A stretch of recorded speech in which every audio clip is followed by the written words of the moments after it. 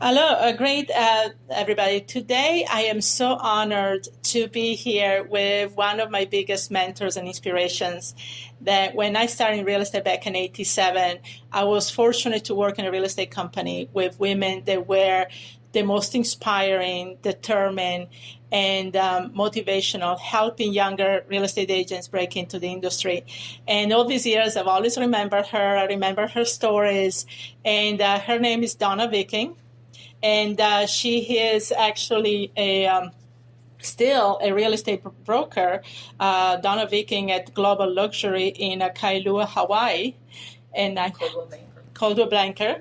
And I happened to be here in Hawaii today, and I wanted to meet with her, and she was so gracious to take some time off her busy schedule to meet with me. And she has so much wisdom and so much knowledge about the business, and also inspiring me and other women that broke into the industry and changed their lives. And I would like to share some of her experiences with everybody. So thanks, Donna, for being here. It's my pleasure, Laura. Yes, and tell me a little bit about what happened in your life to shift you and get into real estate? Because you got in real estate a little later in life, not. Yes, I did. Yes. Yes, what I did. happened? Where are you coming from? I've been a registered nurse all my life, and my husband, a pilot in the Navy. When we married, I thought I was going to be a registered nurse the rest of my life. We moved after Brussels in 5 years with NATO and a command in California. We were fortunate enough to move to Hawaii. And I first set out to get a job. You have two in private school and one in college. It motivates you. Mm-hmm. So I looked up the nursing possibilities here, and there was no union back in those days. Things were pretty grim for nurses. So I took a job at the airport, the international airport, in a nursing facility. We took care of people who came to Hawaii for 5 days and bought 4 days of medicine and had to have some emergency care. A place where people who became ill could stay, or their planes went on strike, perhaps, or the plane was not flyable. And it was a wonderful place owned by a nurse, and I worked for her for the magnificent sum of $4 an hour. I met a physician, a Navy physician, and his wife, who were from Chicago, which is my home. And he urged me to make a change in my profession. It's really hard to do. I made the switch by going to evening classes and daytime classes at the University of Hawaii in real estate and urban development. I thought, well, if I'm going to change, let's do something that's a little different for a reason that at that time I did not look for a career in real estate specifically. I just wanted to educate myself about this new place that we were about to live for the next 4 years. I did so. I liked the teacher. He was Surfer Joe, but he pressed his jeans. I kind of liked that. And when I would wait outside the room when I finished an exam, he asked me if I was going to go into real estate. I said, I'm thinking of it. And he said, well, if you do, you should go to Dolman Associates. They hire people like you. And I thought, like me. So I started looking at their ads, and yeah, I liked their ads the best. They were the best in the paper. They were classy. They weren't pushy. They really presented themselves well. So after I took my exam and passed my salesman's exam, which was subsequent to the UH gig, because of course you have to go to real estate school, I made an appointment with Dolman Associates to meet the grand lady. She was the grand dame of real estate in Hawaii. If she couldn't sell it, she bought it. But she was well known and an icon in the industry. I thought, I'm not going to start lesser. I'm going to start at the top. So I went in and I met her underlings, her vice president and her sales trainer. I went home that night to the quarters at Makalapa, across from Pearl Harbor. I was cooking dinner and the phone rang, and it was Mrs. Dolman. And she said she hadn't met me that day, but she wanted to ask me if I would become her executive secretary. And I thought, well, part of me was kind of pleased that someone would make a call back so quickly. But executive secretary? No, I wasn't quitting nursing to be a secretary. So I said, can I sell? I'm surprised I even asked, can I sell? And she said, no. And I said, well, then I'm not interested. She said, well, please come in. I'd like to meet you. And the rest is history.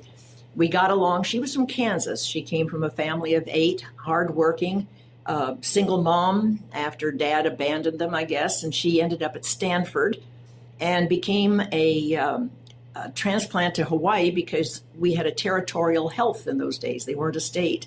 So she came out as a medical virologist for territorial health. And she, again, with 2 kids, decided that she needed to make more money, and she was drawn. She went with a man. Most of the employers were men. Most of the real estate people were men in those days. It wasn't a woman's field. So she went with this particular man, and he told her that she was nothing but a stupid pumpkin head and she would never sell a thing.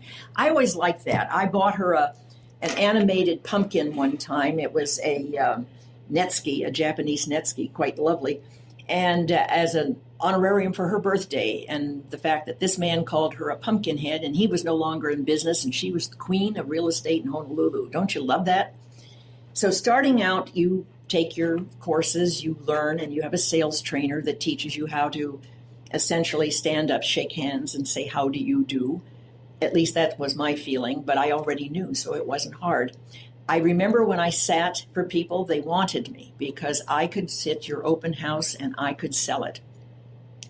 I started picking up people, and then again, you become a competitor, so maybe you're not so popular then, but that's the only thing you want to do is in sales. The first thing that I would say to you before I'm even going to pre-qualify you for being a broker is ask yourself, do you genuinely like what you're doing, and do you genuinely like the people you're working with? If you're not and you're false in any way, that comes through so loud and clear. And I think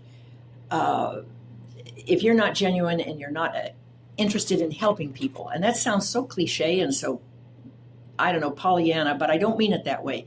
You have to really care about the person who walks in that door. There was a famous actor called Spencer Tracy. A lot of you may have known him because of his a relationship with Katharine Hepburn. But they asked him one time what was the secret of his acting, and he said, never let them catch you doing it. People started asking me, what is my secret for salesmanship? And I said, never let them catch you selling, because that's not what you want. You're not there to slam somebody up against a wall and say, how much money do you make? Where do you want to live? You know, those are wrong. You have to know you, like you, and trust you to do business with you. So you need to work on those skills first. Now I'm going to go back to the very beginning where I mentioned about Vi Dolman and her 2 kids. She put those 2 kids in the back seat of her car and she drove around and took them with her every place because she didn't have an opportunity. They didn't have car seats either. I mean, those kids were, she wasn't a good driver either, so those car seats probably didn't do much for life and limb. But here's my thing. There's a time at which your kids need you. They need you desperately. When I would go visit my oldest son on the Big Island, 30, 35 years into my career. Whoops. Sorry. That's my phone. That's Great Edith song. Piaf. They would hide my phone. Not only would he hide my phone in his linen room and his laundry room, but he would take the batteries out. And I said to him, Bill, was it that bad growing up? And he said, yes, Mom. You're on the phone all the time. Saturdays and Sundays, you're out doing what you have to do, which is sell and show property. You have open houses. You have brokers open on Thursday. You can't leave home when you have a child of 104 fever. You have to look to that family first. The other thing is husbands feel terribly neglected by women realtors. And let me tell you, you neglect your husband, pretty soon he's sitting on a bar stool down at the yacht club that you're affording him to join, and he's meeting another woman on the bar stool. Those are not good signs. You have to always take care of the family first. When you have a sale, you treat that family and you treat your husband. Husband is a commodity that you can't afford to lose. And most women are in our profession, and back in those times, they were divorced women. Vi Dolman was divorced. Most of the women in my office were divorced. We were great dressers. We were great entertainers. We were really polished people. She didn't allow slacks either, so that's another thing. But the fact was, most of them were by themselves, and they were by themselves because they neglected the family life at home, and particularly neglected the husband. It doesn't take long, for there's a certain amount of jealousy there as well when you're making more money than they are. So I got that off my chest in the very beginning. Going on, I just wanted to say that when I met Laura, I felt very strongly about people coming into a field and coming into it and doing it right. you need to invest in other people. You need to mentor other people, because when you start, your only way of making friends and coming in. I didn't grow up in Hawaii. I didn't go to Punahou School in Hawaii. I wasn't part of the junior league in Hawaii.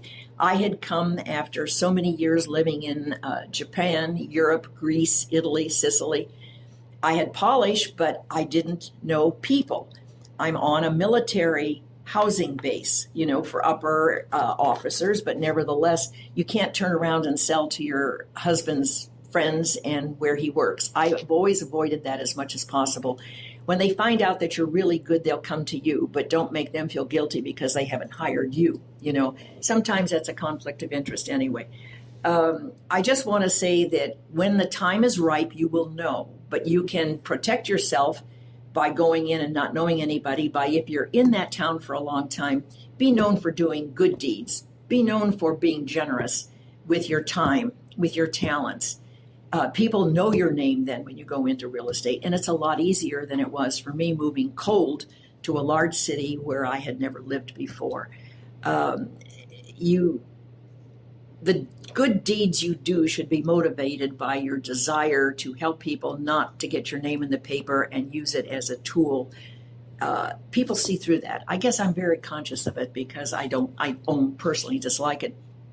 We used to laugh when someone of prominence would die here, and I always wanted to go to the funeral just to see all of the real estate agents showing up, because they felt that they didn't dare bury old Sam here unless they'd all been in there and been visible so that they get old Sam's house to sell. That's kind of sleazy, isn't it? Yes. It's sleazy, Laura.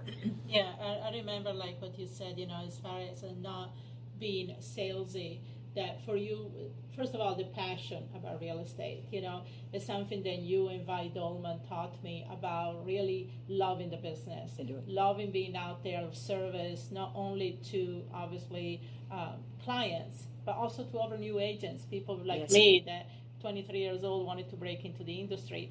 But you had a story that was published in the paper about you where your car broke down or you had to have a tire change on the side of the highway. And you were, you want to tell a story a little bit? Well, sure. As a salesperson, and you become one, opportunity presents itself every day. You never meet anyone by accident. I have decided that a long, long time. Sometimes it was reaching out for medical purposes and being an advocate for medical emergencies for people.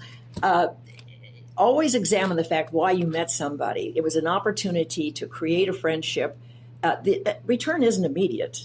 It isn't. You're not looking for an immediate return. In fact, you're not looking for a return in most cases at all. But it always comes back to you when you least expect it. So I had a car problem, pulled to the side of the road, met the man. He asked me what I did, and I told him that I sold real estate. And I remember trying to pay him, so I found out where he lived, and I did send him a check later on. And when he was looking for an investment, he looked for me. Never thinking that when the guy helps me change a tire, that later on I'm going to sell him his first property and his second and his third. It comes in unexpected ways. And I think one of the nicest things that I could say about the business is it gives you an opportunity not only to help people, but when you're trying to work for a kid's education or help as a single mom, it's one of the best things that you can do, because you'll find out that people are on your side. They want to help you. I loved first-time buyers because I wanted to take the challenge of finding something that was affordable for them, but I wanted to make the experience something that they would think back on always with great joy, that you helped them every way that you could. They call me Auntie now, which is a honorarium in the state of Hawaii after a certain number of years. Frankly, when you get old, you get to be called Auntie or Uncle. But people who have remembered me way back, it's always pleasant. And I went into the bank to cash a check, and a man was in there because I used to teach real estate for the board. People paid $15 whole to hear me sometimes at hotels and things. There were 5 of us that would do this. They called the board superstars. But he was my teller. He cashed my check, and he looked up and he said, "I know you don't remember me, but I was in one of your classes." And he said, I never forgot what you taught me. He said, I didn't make it in real estate, but I've used it in life ever since. And I thought, this is terrific when somebody remembers you from, 25, 30 years back, like Laura has done today. Yes. And you feel that in some way you touch their life in a positive way. Laura, there are times that we all have traumatic times in our lives. And my middle son was diagnosed with brain cancer, and he was given 6 months to live. I knew I had to make those 6 months important, but I knew that I had to leave Hawaii to find centers of excellence in order to help him. So I didn't broadcast this, but I cut down on my real estate first, and I took him to centers of excellence at UCSF, UCLA, and Cedars-Sinai. And Jim ended up surviving 7 years before his death. But it was a different time in a life for me, but I'd used the same skills. I made friends at Cedars-Sinai. I'm not a Kardashian, but they treated me like one. That's what was so nice. Every place you go, you leave behind you a reputation, and you start building that reputation the day you set your mind to whatever skill it's going to be, whether it's nursing or you want to be an engineer, whatever it is.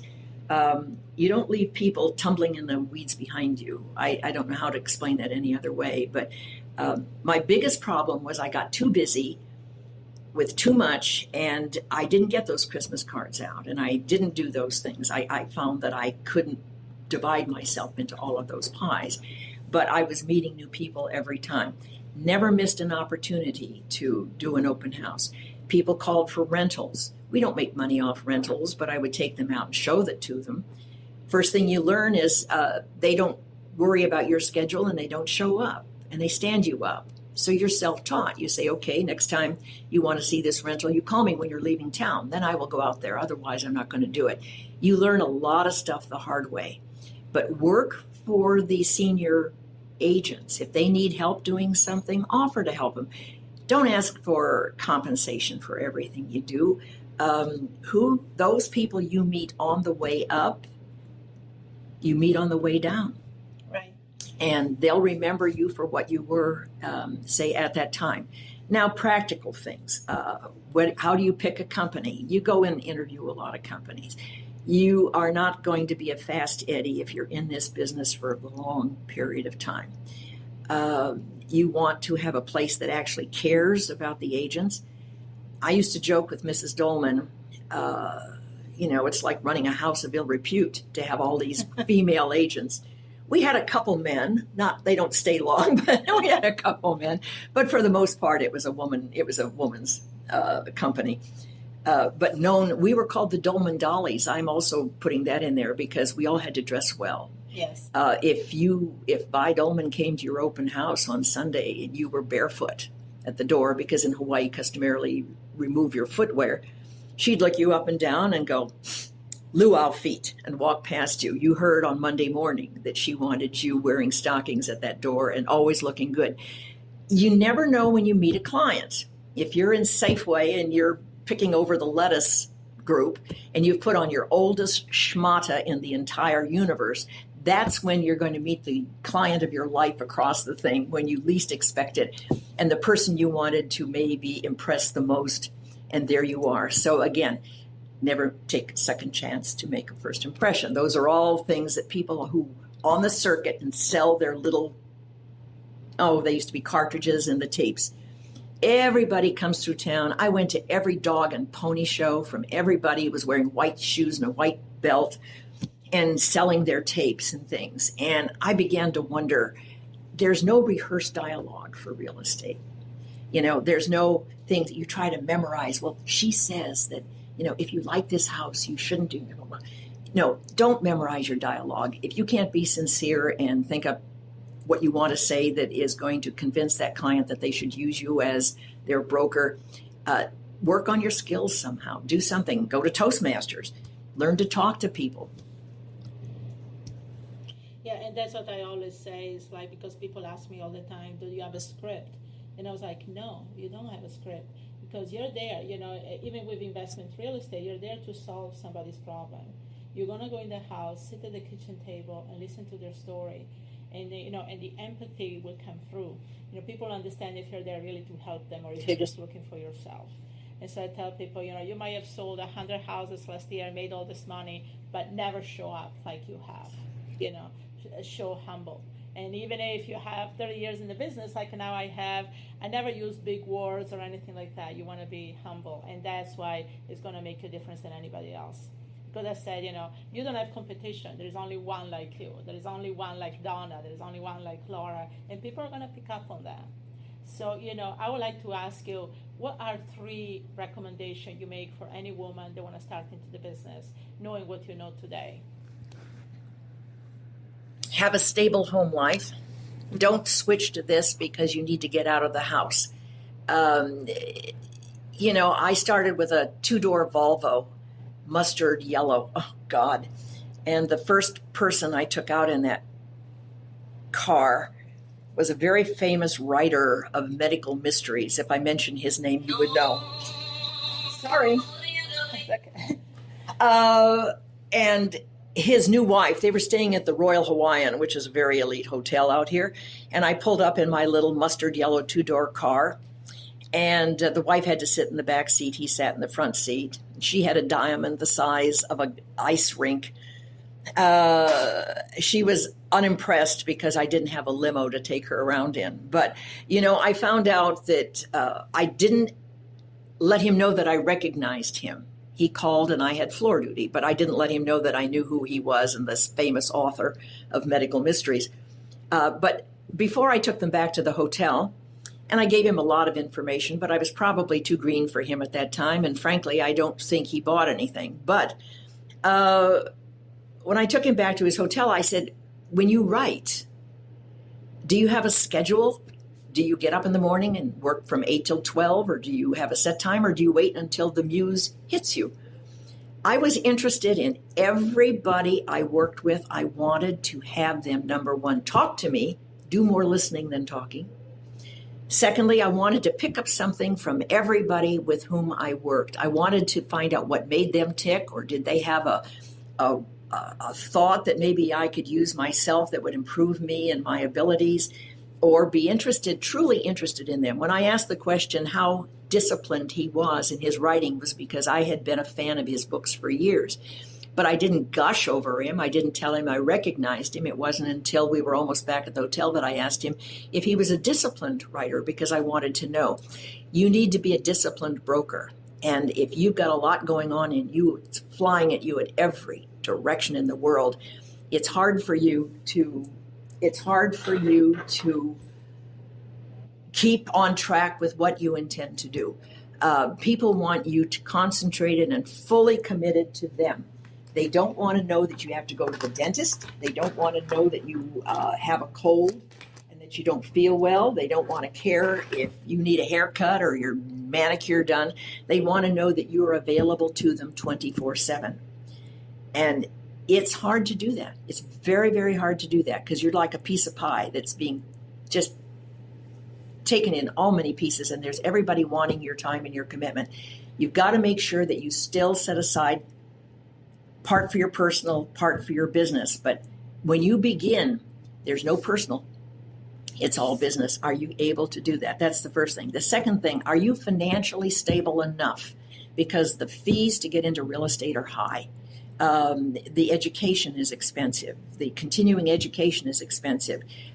Getting your license, joining the board, getting your E&O insurance is expensive. This is not for people who are pinching pennies. You can't do it. You've got to afford to keep your car in good shape and have a decent car. I upgraded my car to a 4-door as soon as I could afford it, and I did. And after that, I drove Jaguars.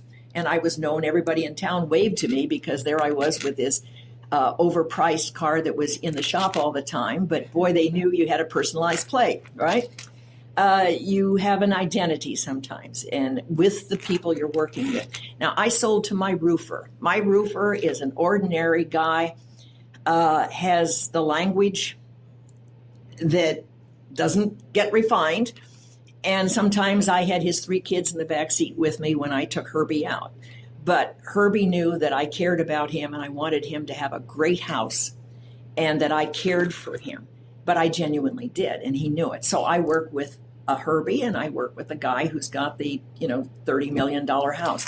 The Japanese client, when they came, there's books out that teach you how to deal with other cultures. You should do that. If you're in a town in the Midwest where everybody is Polish, okay, then you only have to learn one thing. And you should learn something of the language because some of the people are still using it, okay? But you have to learn the manners and the ways of different cultures because you want to be the broker for everybody. You don't want to be just the broker for the WASP who wants to buy the, middle price house. If that's your intention, then fine. If it's not, you've got to be able that people relate to you, no matter what their background, no matter what their monetary status is, and keep abreast of what's going on around you. Don't talk, in nursing, they tell you don't discuss sex, politics, or religion. I usually bring it up in the first sentence and get all three down at once so that I can, But what I'm saying is you're going to have to refine what you do, be careful what you say, and not step on anybody's, saying PC. Don't talk politics, don't talk religion, and never drink in front of your clients. They go out to lunch and you buy them lunch. Everybody expects you to pick up the tab. No matter how many martinis they have, never drink with a client. Never drink with a client. Maybe after you've sold them, you can, but don't drink with a client while you're working with them. That's a inviolate rule, and I really believe in it very much.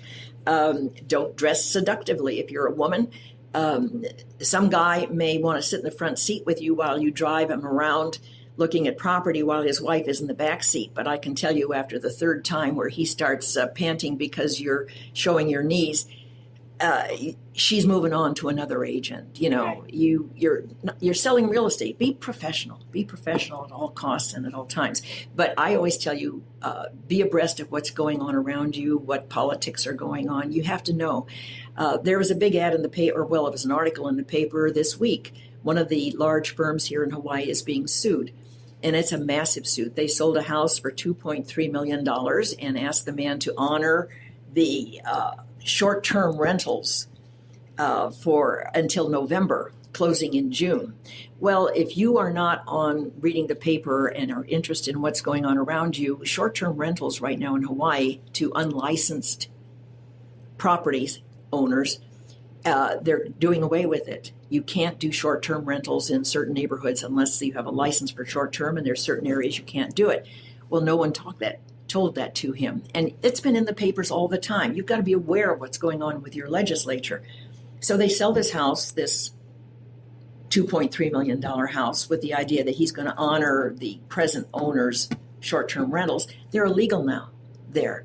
So he's found out that he can't do this. So he's suing because he was from Texas, and he invested thinking that he can turn his big mansion into a B&B. That's how lawsuits start. Lawsuits start because you didn't fully inform people of what's going on around you. If you don't know what's going on around you, you can't tell the client. You can't be blindsided by stuff in real estate. You better stay on top of everything in your industry. Know your neighborhoods. Now, if you're selling in Dallas and Fort Worth, that's a big area. You almost have to take a helicopter, over the city to see what's available. Hawaii's not that big. But when I get somebody who wants to buy on the Big Island, and I own a piece of property on the Big Island, and I have a son on the Big Island, but I don't know the market on the Big Island. I don't know the neighborhoods. I don't know where there's, helicopters flying overhead all the time, or a water bloom with algae that's going to drive people out because it smells in the springtime or something. Only deal with what you know, and don't be afraid to refer it out. If somebody asks you to do something that you feel uncomfortable doing as far as real estate is concerned, like don't tell them, but I'm using this for an investment, but I'm buying it as an owner-occupant because I don't want to pay the points and things like that, you get away. No sale is worth you compromising your values, and no sale is worth doing anything that's fraudulent or something. Another realtor this last year participated in a money laundering scheme, and the FBI found her, so she's not only disgraced, she lost her job and she lost all of her clients and her credibility. It's so tempting when you're dealing with a lot of money. Mm-hmm. True. No, I like you said, having been in the industry for so long, you see a lot of horror stories, and it's like, and that's what it distinguishes the people that have longevity in the business, like you have or I have. obviously we've seen the good and the bad. Now, what are things that you would have done differently? What's something that you say, if it was today, I would not do this, especially starting out? That's a hard question. It's a good question, Laura, but it's a hard question. What would I have done differently? Well, I plunged in. I held my nose. I plunged in. I dressed up, did every open house, showed every rental, followed up with everything. That's how I built my business, I guess. And then I got referred, and that was the thing. You can't get referred without giving the kind of service that made somebody happy. But on the other hand, asking for a sweet letter, I will tell you that's something I don't like, and I shouldn't do that. I shouldn't say the negative things. But I've had people, when they sell, if I sold to Laura, and then I wrote a fan letter to myself, and I put it in front of Laura at escrow, and I said, Laura, would you sign this? It's a fan letter for me that I'm going to use for marketing and things like this. I think asking for compliments is gross. I think probably what I would have done to do over, because I was so busy so fast and successful so fast for so many years, I think I would have been better on follow-up. On the other hand, let me just say this about that. I just sold a house that I sold to a doctor in 2006. And he called me up and said, I hope to God you're still working, because I'm taking a new job in Tacoma, and I wouldn't use anybody but you. That's nice. The reputation that you build today lives on forever. I think what I would have done more is probably have a better follow-up system. We didn't all have assistants in those days. We didn't have the computer. Do you understand that? Right. I bought my first fax machine from Sharper Image, and I carried it with me everywhere. And my boss, Mrs. Dolman, had not bought a fax machine yet. She kind of thought it was a glorified typewriter.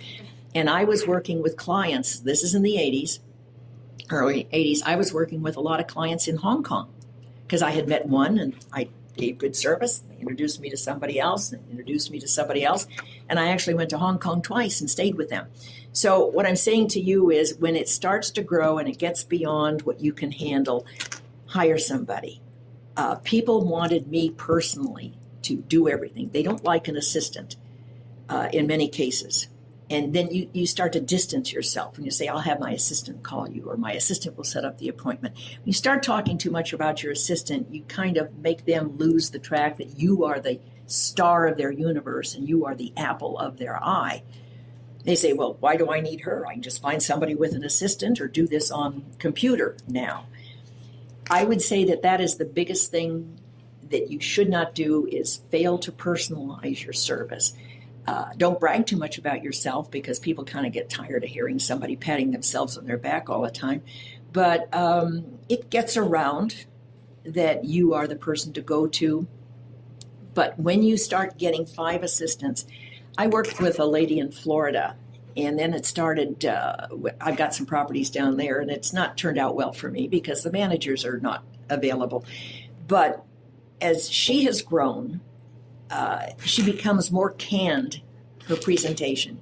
She emails me all the time, but it's really canned. She's got a team now. She has her own little team within her company, kind of thing.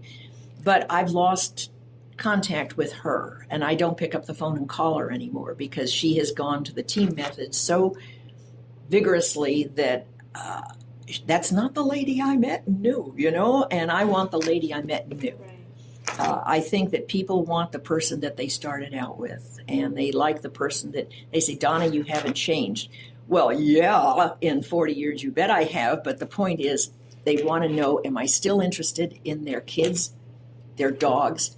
When you go meet somebody for a listing appointment, first place, you get there 10 minutes early and sit out in front. You don't need your purse. You put your lipstick on in the car. You go in ready with your paperwork. You ask where you may sit. Don't sit in the master's chair, because the dog will sit in front of you and look at you and say, what are you doing in daddy's chair? But you learn and write it down if you don't have a good memory. I happen to have a good memory, but you learn the names of the kids. At open house, you learn the names of the kids, and I don't follow up. I don't call everybody who came to my open house. Nobody goes home. They want to watch 60 Minutes and put their feet up. They don't want to talk to you on a Sunday night. But I used to buy picture postcards.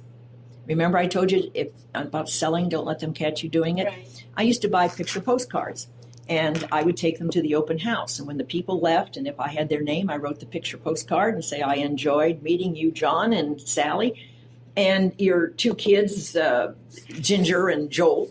And thank you for stopping by. You made my day. Sign your name, put a first-class stamp on it straight, and put it in the post office on your way home, because that postcard will be delivered to them the next day. Now, if they have a mailbox, a post office box, you ever seen people at the post office box? They got the mailbox open, and they're sitting there and they're flipping the stuff into the round file on the floor, which is the waste box. They're not even reading it. They read a postcard. You've handwritten that postcard. They'll read it. And, you know, if you made any impression at all, and I've had kids say, Mommy, I really like her. Well, boy, is that ever that's the greatest compliment you can possibly have. If you go to their house and the dog likes you, that's even better, you know. Right. I'm just saying to be yourself at all times. Don't try to mold yourself into something you're not, because being phony shows through. I trained a lot of guys that did come to the company. Maybe they didn't always stay, but I trained a lot of guys. And somebody would say, what did she teach you? Well, she taught me to put the toilet seat down and fold the towels. And I said, yeah, I go into houses where there's tenants. They don't like you being there in the first place. It doesn't hurt my ego to load the dishes up in a pan and stick it under the counter. You know, it doesn't hurt me to make a bed if I have to. I take cleaning things in the back of my car, and if somebody's been out working on their car and they've got grease on the front door, I take that off. I don't have the kind of ego that says I'm too good to be doing that kind of thing. It's those little things, attention to detail, that makes the house more appealing to the people that are going to come in an open house. I did the usual things. I used to buy frozen bread, put it in the back window of my car in the morning so it would thaw, and then pop it into a pan and bake it in their oven during open house. Well, it's hard as a rock when you leave, but you take it home and put it out for the birds. I used to do, chicken legs are great, and just pour barbecue sauce, KC barbecue sauce, and put it in a slow cooker and put it in the kitchen. People come in and they're absolutely salivating. And then you unplug it, take it home, and you have dinner made. Sorry. Okay. Sorry. Okay. That's my husband, everybody. I still got him 62 years later. So you do something right, Laura. But those aren't tricks. That's just stuff that just makes a house more homey and comfortable. And because I was the only one doing it, people commented on it. I staged before there was staging. You know, I brought pillows, blankets, things. I put things around that were interesting. And then, you know, when you ask somebody why they bought the house they're asking you to list, you ask them, what was it that made you buy this house in the first place? And one guy told me, he said, well, my wife liked the fact that when she put the orange juice on the table in the morning, the sun came in the kitchen window and it was shining through the orange juice, and she found that to be so homey, so we bought that house. Minor thing, but that's a story to tell on the way out, isn't it? Right. You know, tell them why somebody else bought the house. You know, the first thing is the buyer is not your enemy. And I start out by telling you they have to know you, like you, and trust you to do business with you. How do you do that in 15 minutes in an open house? You do it by talking to their kids, finding out, I'm good with that. I like to talk with kids, find out what grade they're in, what they like to do, and what have you. And that allows parents to go through a house. I'm strict. I don't allow people jumping on beds and opening things that are personal. Sometimes you have to step in and do it, but that's something that comes with being an observant person. I don't want somebody coming into my house and opening up and going through my papers. People will do that. They feel entitled when they go to an open house, that they can look at anything because it's open, therefore I can come in. Don't be so aware of what it is. It's not all about you. It's about the customer. Right. It's about the customer, making the customer feel good. If you have that ability to do it, you're probably a good hostess too. Doesn't hurt to send a bottle of wine over sometimes, or drop by and leave something in the mailbox. Those serendipitous things. It doesn't look so planned. Doing a mass mailing to 400 people, that's about as friendly as going to a country and not speaking the language. Always do what you can for the customer. It's so important. Laura, I knew you would be a success no matter what you did. You look people in the eye. You are educated. You dress well. You take care of yourself. But you've landed back on my doorstep today, how many years later? And I haven't forgotten you, and you haven't forgotten me, okay? It's that impression that you make of kindness, goodness, and willingness to help somebody that attracts you to him. You can always learn to do the math. You can always learn to find out what the handouts, with interest rates and things like that. Cultivate a surveyor that will come over and survey 2 nights before that place is supposed to close because you've been nice to him all these years.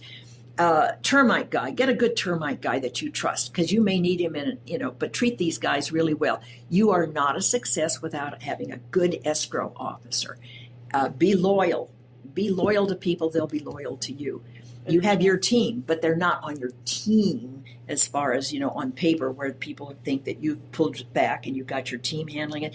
They are your unseen team that keeps you looking good. That's what I always say, you are the brand, you are the name. Yes. People talk to you, Donna, people talk to me, Laura. What we have behind helping us and everything else, they're not mentioned. Because at the end of the day, they want to do business with you and me. That's right. And so I definitely do that all the time. I've always done that as an investor, as a realtor, and also as a mentor. I have a team, I have marketing, everything else, but they don't know about them. They know about me. I'm the one that shows up. I'm the one that coaches people. I'm the one that hosts the retreats, live events, and I'm always in the forefront because at the end of the day, people, like you said, they hire you for you and trust you. So that's very important. So, and you've been in the business a long time. I've been in the business now since 87, so it's 32 years. You've been in the business even longer, and you keep being in the business. So what drives you? What drives you to keep doing this? Well, I just had this comment before Laura came, discussing in our office about the Christmas party. And in the last couple of years, I have been very anti-Christmas party. I feel that there's so much need in the state of Hawaii, particularly on our island in Honolulu. There's a lot of kids going hungry. There's a lot of kids going without toys and things like this. And I think that it almost looks like self-aggrandizement to throw yourself a Christmas party at a time when many of the agents are women and they're already divided, taking care of all of the Christmas and holiday things. At that time, and they're overcommitted. And I think overcommitment and stress is not a good thing for health-wise. I feel that we should take the money and give it to charity instead, give toys for tots for things, doing things, something like that. Charity at Christmas seems to be important. And that's not a cliche. I feel strongly.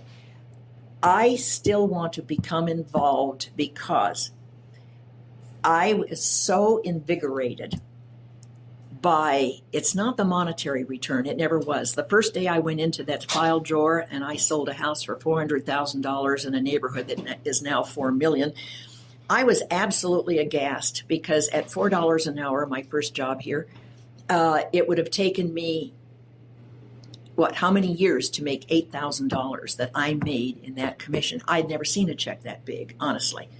And I thought, wow, this is pretty good. And here's the bottom line. I enjoyed it. I loved doing it. And my goodness, I just found out I made money doing it.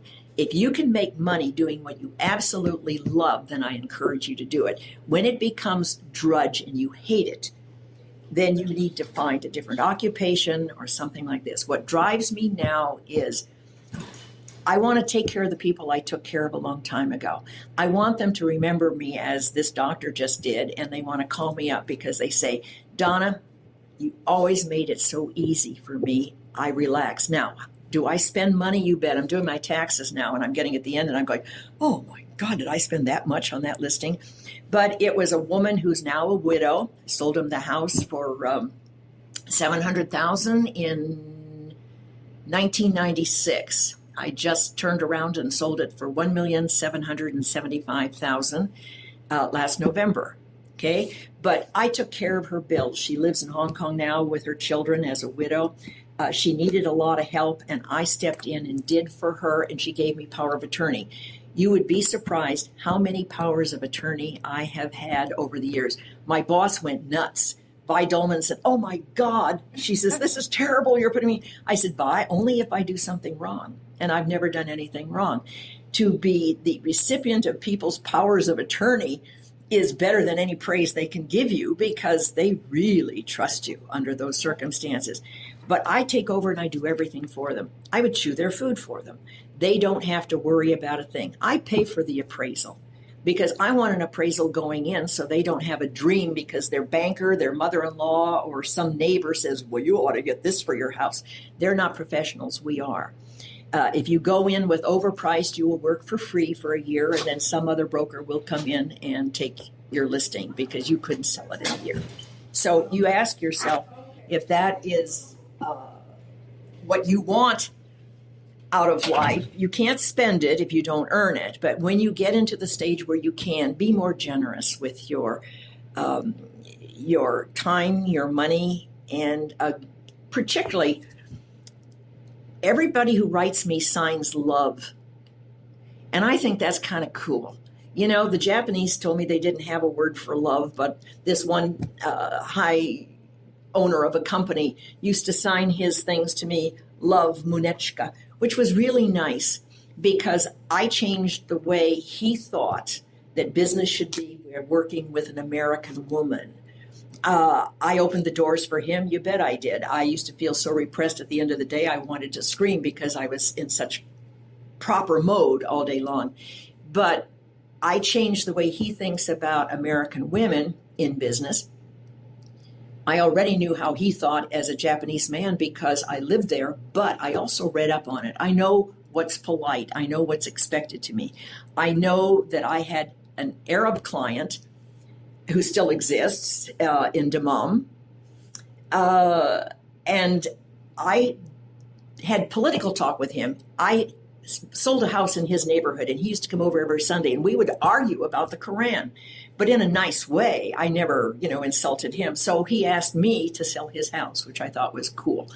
I will tell you a postscript of that. When he used to come back in the summertime and bring his wife and the 3 children, we would go out to dinner, but it would be my husband and Muhammad and me. And I would tell my husband, "Don't order a drink," because Muhammad, is Saudi Arabian. And so my husband wouldn't order a drink. He'd order iced tea. I would order iced tea because I don't drink with clients. And Muhammad would order a scotch. So my husband would raise his hand and say, "Okay, I changed my order. I want a scotch." See, they come back to you, and they think about you. And they think about you when you last expect it. You'll get a call from somebody that says, "I don't know if you remember me, but my name is Laura, and I knew you in the 80s, and we had a wonderful time together." And I said, "You tell me where you want me to be and when, and I will be here." Because I love telling you what a great inspiration you are to me to call me at this age, and what a great person you are to pass this on to other women and to inspire them. I wish to goodness I have one granddaughter. She's 12. I won't be around to see her when she's 25, but I got to tell you this. I wish that I could inculcate in her service to others, be yourself, never bully anybody. Start that early. Don't bully yourself don't bully people when you're an adult either, because it's easy. You start getting full of yourself and you start bullying people. Don't do those things. Just play with people like you're back in the sandbox, and everybody should get along. Just be more sophisticated about it and more up on the news so you don't get sued when the guy finds out you didn't listen to the news about short-term rentals. They're paying big time. I have loved talking with you. Anytime you want to talk to me, you call me, because I'm great long distance. I'm a great communicator with you. I would love to inspire more women. Anything that I can do for women to make their life better. You look at Dolly Parton up there, and I thought, God, look at that blonde wig and that facelift and everything else, but boy, do I admire her, because she comes off the air and I feel good about everything because I want to be in a room with somebody like that.